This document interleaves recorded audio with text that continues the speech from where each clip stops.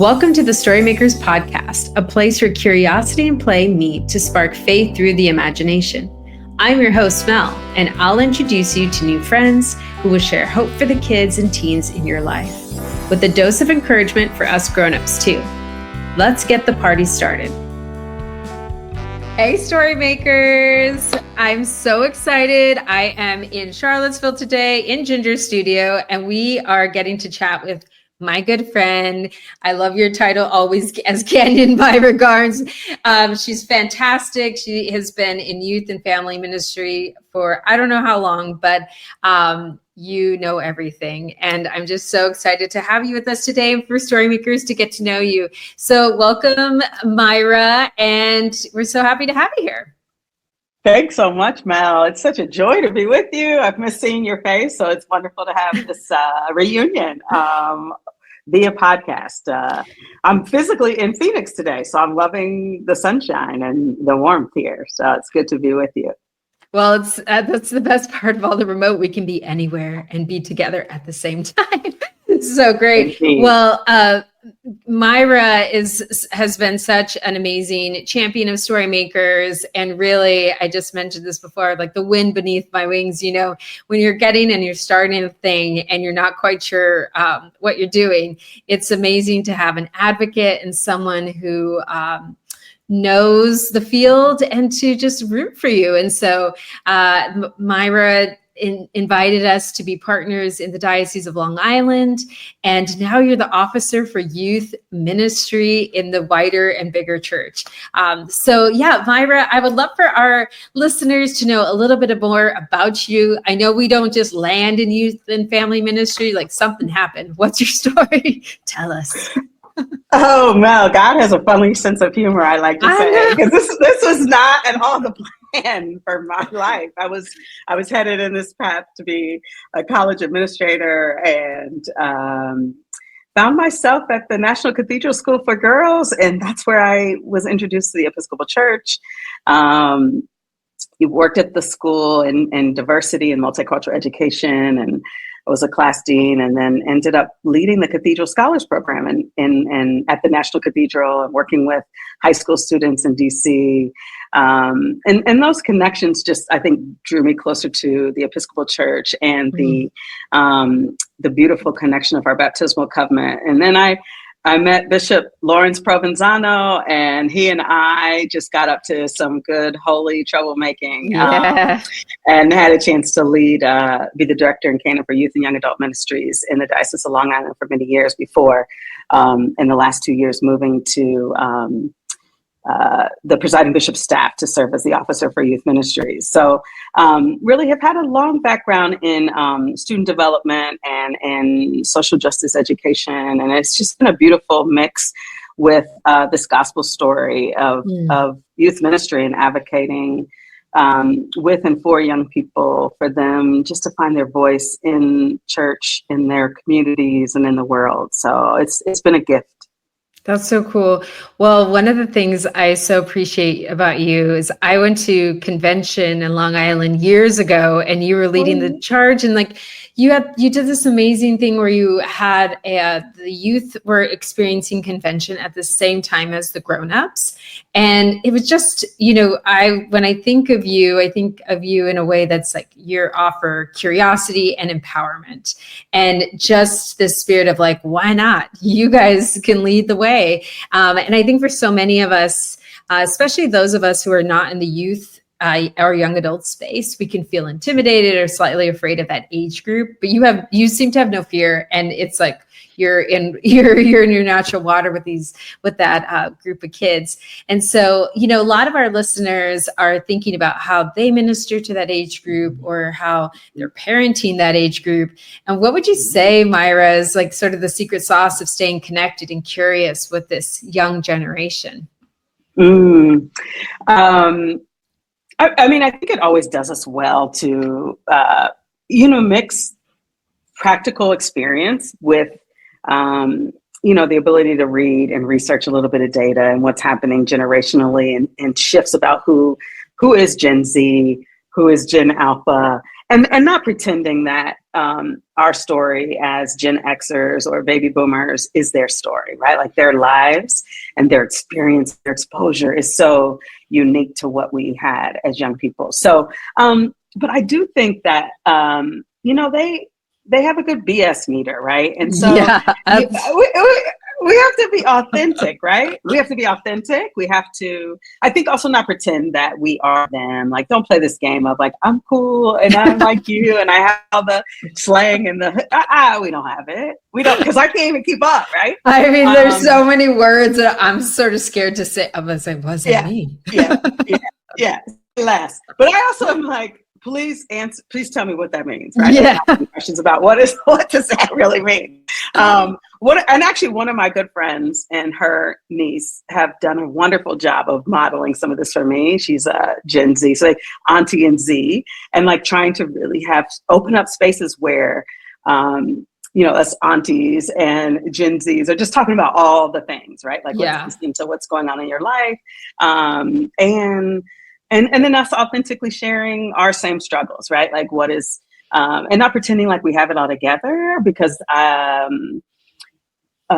or that we're not struggling with what's happening, right? I mean, let's talk just present day. Like, let's just get down to it, Mel. The elephant is in the room.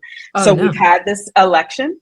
Young people are feeling whatever. Some may be celebrating. Some may be really concerned, questioning, worried about their freedoms, worrying about the story of their life ahead and what may change. And if it's not their story, it's the story of people that they love, their friends, their cousins, their peers, their neighbors. And so what we don't have, I think the gift of the church, right? Like the gift of the space that we have is that we can open up our doors, we can open up our rooms and provide space that's not happening in schools, right? We're seeing so many changes across the country around what curriculum can be taught, what stories get to be told of our history, what words we can even say, what teachers can say or teach, what medical professionals can teach, who can treat or prepare. But the church is gifted with the opportunity for us to be able to be in community and listen and talk and share our struggles and concerns. And so, I just feel like I want us to open our doors, from all generations and figure out how do we begin to make this a safer place to address what needs to be addressed in our day to day. And young people want that. They want something authentic and they want to look at the issues that they're most concerned about. This is their baptismal calling, just like it is ours. Yeah. How do we plan and prepare for our day to day and for the future, of young people younger than them, right? Like their little brothers and sisters and siblings, friends, children, whoever, right? Like what the story can't just be about me and my today, but what does it mean? Like, what am I doing to prepare a way for who's after me, who comes after me? Yeah. And I mean, we talk a lot about the third space and the church being that third space for them to have these conversations. And I just think about my own daughter who's 17 and we're doing college essays. So we're kind of like looking back at her whole experience as a Gen Z. And, when she was 12, Greta was in New York City and, and then you had COVID. We had BLM movement. There's just, the thing about Gen Z is that they have not been, they haven't been hidden. The world is fully in, full color for them. And so it's like, what does the church and what do we grownups have to offer them as they may be facing anxiety and fear as everything is at their front doorstep and they're wondering, am I, Whitney Houston vibes of like, am I the future that's going to, make the way, teach them well and let them go, right. So, but maybe we just are a space, that third space in some ways for them to know that there are people that are for them and, ready to ride the waves of emotion. Myra, when you were growing up as a teen, did you have a moment such as that or a young adult, like just kind of coming face to face with the world and knowing that the church or some faith community or there was a third space for you? Wow. I was very involved as a student athlete, I was just actually reconnecting with some of my teammates. We were inducted into the Athletic Hall of Fame at our high I school. saw that.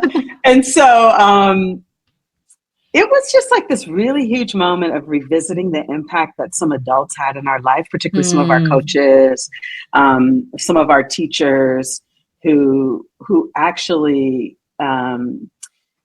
challenged us and were helping to raise us, we said, in ways that, alongside our parents, whether they knew it or not, right? Like young teachers who are thinking, who we know now are so close to our age. But no, you're like, were you like, I don't know. I just imagine everyone was like at least way, way old, 20 years or 30 years old. And you're like, oh my gosh, you were like 3 years older than me. We were figuring some of that out. We were doing that math thinking, we thought you were like 50, whatever that looked like. Yeah. But what I loved was it just was it was the space that we had to just kind of grapple with hard questions when we felt like there was injustice or something that was wrong, that there was a teacher, that there was a administrator who would open up the door and say like, hey, I'm going to listen, like I'm here, or like to give us just creative space to strategize what was the next thing that we needed to do. Like we had within us actions. Like, I mean, I remember one example of we were feeling like Martin Luther King holiday was not being recognized in the way that it should have. We had to go to practice, we had games, we had all these things, and nothing really kind of held the event. And so we're going to have a whole like protest thing going on. And we're shamed by some teachers, but also there were some teachers who had the wherewithal to understand we get what's at the heart of the angst. We get what's at the heart of the concern. And so fast forward many, many years later, being able to thank some of those folks who created those spaces where it felt like, I think as a young person, they're consistently being told, this is what you need to do. This is what you need to get up here. You need to go there at this timeline, follow this direction and that kind of thing, which of course is about safety and process and procedure and all of that.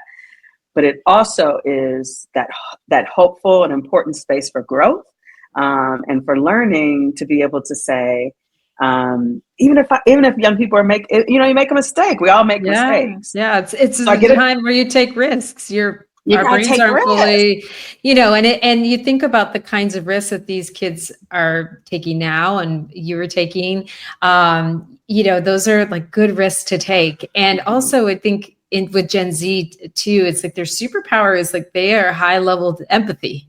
They're upset because they're like empathetic human beings who are taking a look around and thinking like, I'm an image bearer of the creator of this world, and this doesn't sit right with me, Right. And so instead of like shutting that sort of natural instinct that they have, which I think is, a God-given instinct, but just helping them shepherd through and walking alongside them in a way that's productive and helpful and peaceful.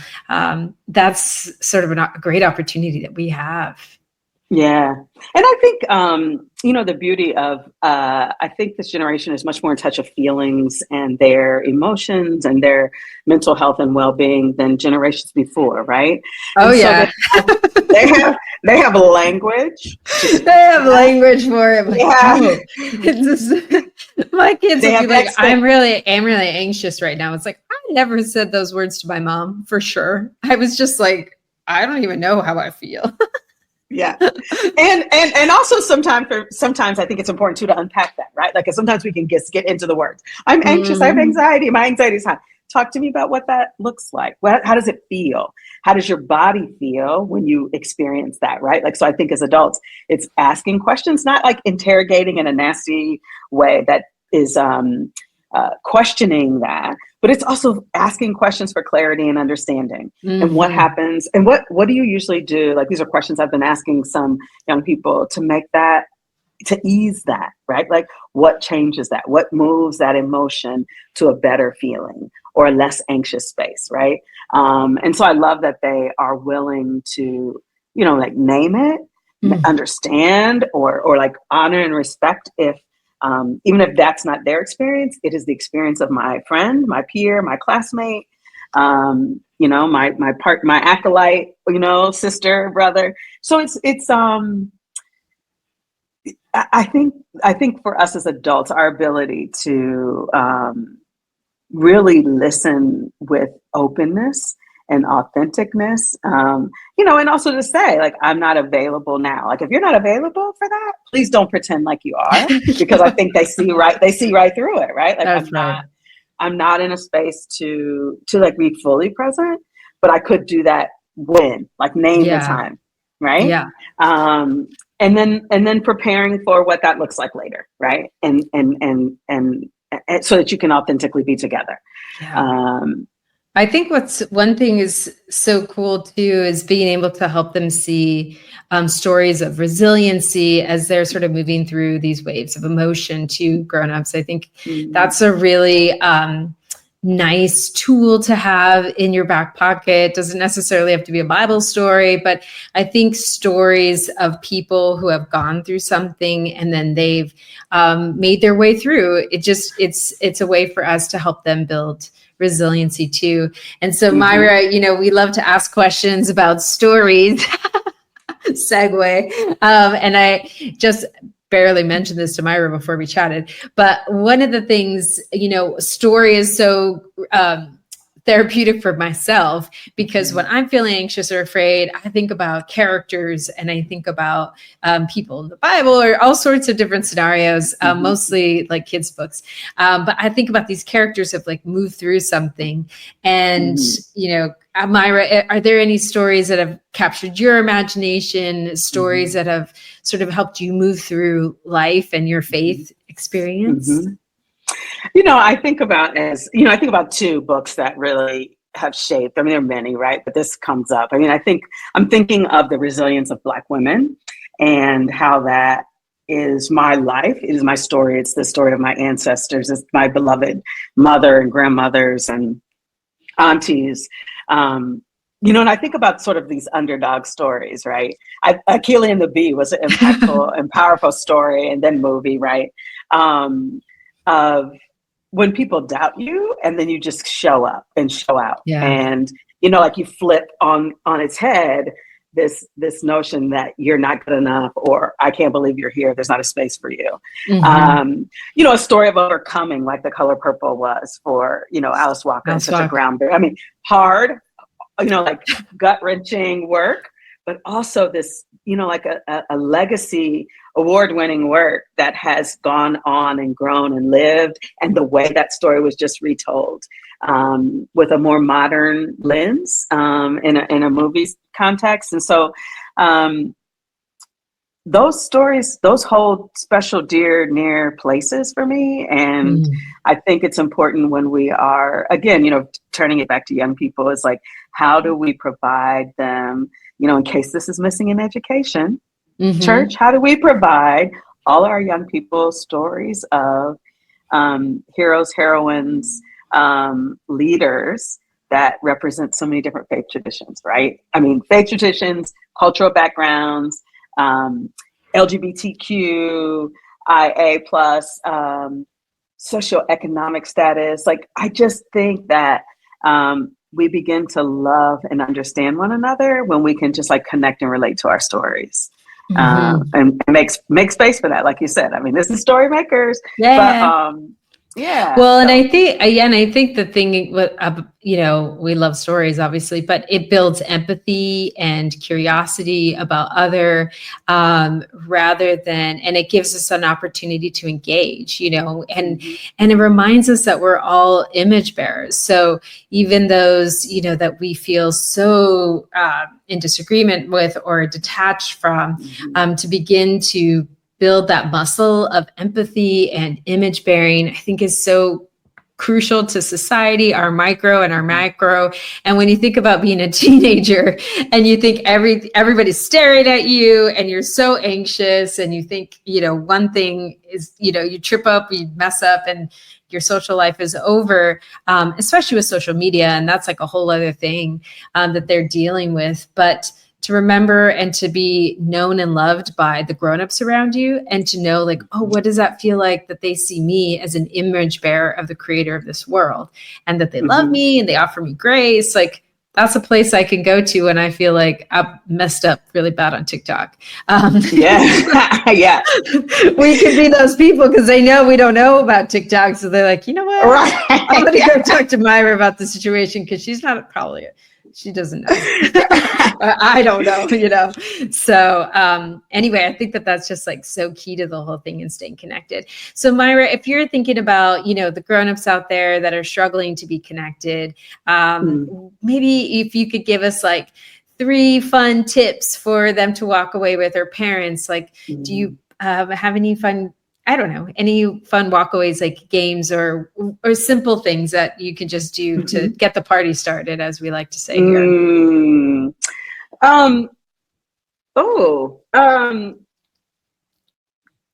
know what? I think any games where it's like questions, like where it's low impact, and I'm trying to think of a good one right now. We just purchased this one game that we're going to use with our parents, right? Like to get more of them to tell their stories. But I think it's I think those where it's, you know, they may aim it at an older generation, but I think it's also like, look for those ways for all of us to talk about young people through like an intergenerational experience of, you know, when was a time when you felt safe, when you felt unsafe, when you first knew how loved you were, or like something that was hard, challenging, and you overcame, you know, or stories about, you know, you're growing up, right? Which I just find within generations, it's like so much fun. Like the answers could be all over the place. Yeah, 1,000%. Yes. And like basic ways too of like, how did you send messages to your friends? Like, what's the number one way like you communicate? And if you've got a grandparent and you know, if you have 3 generations in a room, that's going to be so different and wildly. Exactly. Especially, I mean, I did not. My kids still are like shocked that I didn't have internet. Right. I was like, I didn't have an email till I went to college, and then I thought, well, that wasn't real. I was like, I didn't even sign up. Right. A cell phone. Like, what was that? When did you get your first cell phone? Right. And then music. I think connecting through music and trying to share one another's music, and what's good. And I love that, you know, young people know, and we have to do some work here, right? I love that they know the old music. They know the old school songs, right? We're not always as good at theirs, right? Like their generation of music. So I think we have some work to do there. I think also kind of getting out, you know, this is one of the projects we're doing, you know, also in the formation department. It's like the Camino Project and journeying together. You know, like how do you create experience to be out and to be in nature and to be listening for God? And, you know, maybe within the context of that, you have, you know, you can do things that are really scripted around, you know, specific questions. But it also is like being together in space and listening for God and experiencing God together and the beauty of nature within that. Always is, to me, is a gift and a win when we all are so stuck inside and connected to devices and not, you know, not giving ourselves time enough to just breathe and be. And, you know, I find young people also love, you know, it's just like meditation and like time for silence and, you know, whether it's full on sort of like some kind of yoga or, you know, it doesn't have to be like the hardest stuff, but like, how do we also feel in our bodies, you know, what we're experiencing, right? Like time to just like breathe, let go and listen for God, listen for, you know, direction of like where, you know, how do I just relax and not like take everything so serious? Yeah. Well, and that's, I think that remaining so curious, and then also not assuming that they wouldn't want to do that with you, or, you know, it's like, hey, let's go on a little adventure. You know, it's like, we're going to go hike, or we're going to do it. I was listening to this book today. They were talking about bathing in nature to calm your anxiety. And, you know, it's just, I think oftentimes when we're trying to stay relevant or connected, we can get tripped up by our own inability to see that, like, right, like what you authentically love, they may get into because you're like totally, really genuinely into it, the thing. So I think holding on to that grownups is key. Yeah. I mean, I just met a colleague who leads the UP Upper Peninsula Church in the Wild, and the experience of people from all walks of life worshiping together or being called into this opportunity to listen for God and to experience God without this notion of, for those who may not, we're in and we go to church and we believe in that common worship. But some folks need an invitation that doesn't feel like, oh, I have to walk through these doors and I have to know something really special and specific. So I would commend that. Like, I'm trying to learn more about that and figure out how could I start my own sort of wild church just for like me and my friends too. Yeah. Who some feel like I'm not there. Or for us to be able to invite a range of young people into an experience of God and listening and holding space together. So it just feels like sharing our practices in a variety of different ways is what might also just expose us to more young people. Like, also in the doing, I think opens up for all of us an easier opportunity to talk and to share, right? As opposed to let's sit here and look at each other, and then like what opens up may be a little more challenging. So it may not be as organic. Yeah, maybe not as organic. Yeah, it might not be as organic and fluid. And I worked in behavioral health for my 20s, and I remember being matched up with kids who they would put in the category of like oppositional defiance disorder, like ODD, and they're just like put you in a room and there's like, okay, can you fix said child or whatever? And we would do art together because it's like, they don't know me, and I'm just what am I gonna say? Like, well, you're doing X, Y, and Z wrong, and we got to get this right. But like art, visual language, beautiful elements, music, all of these different ways that God's connecting to us is just, it's that simple, right? It's not super complex. So, well, Myra, it's so good to have you on with us today. We are so encouraged by your ministry. And, there's a camp that Myra runs and all sorts of great ways to get connected to the wider ministry that you are up to. And we'll make sure to keep those in the notes. But it is just such a pleasure. And truly, you are an encourager. And I would encourage all the listeners, stay curious, encourage one another. It's just, you have no idea what a gift it can be to somebody. And so we appreciate that so much about you. So lots of love, story makers. Thank you, Myra. Thank you so much, Mel. It's been a joy to be with you. Thanks for listening. Today's episode of the Storymakers podcast was made possible by the Storymakers team and our generous community of donors. If you've enjoyed today's episode, please subscribe, rate, and review the Storymakers podcast wherever you listen to podcasts. Share the show with a friend or two and use the code SMPodcast10 for 10% off your next adventure. Remember, be free and have fun.